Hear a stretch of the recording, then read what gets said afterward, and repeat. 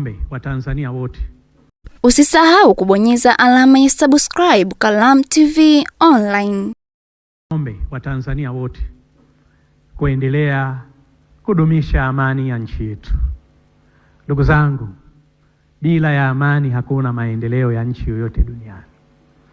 Nawaomba sana Watanzania tuendelee kumuunga mkono Daktari Samia Suluhu Hassan, Rais wa Jamhuri ya Muungano wa Tanzania, aweze kutekeleza majukumu yake vizuri. Lakini tumuunge mkono Daktari Hussein Mwinyi, Rais wa Zanzibar na Mwenyekiti wa Baraza la Mapinduzi, ili aweze kutekeleza majukumu yake vizuri.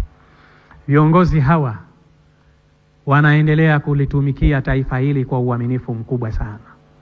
Wanaendelea kulitumikia taifa hili kwa uzalendo mkubwa sana.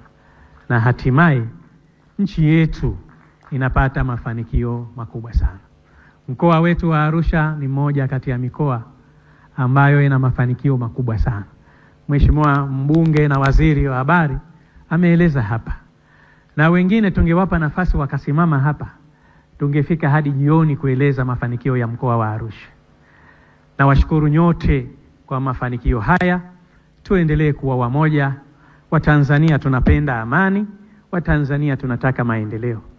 Usisahau kubonyeza alama ya subscribe Kalamu TV Online.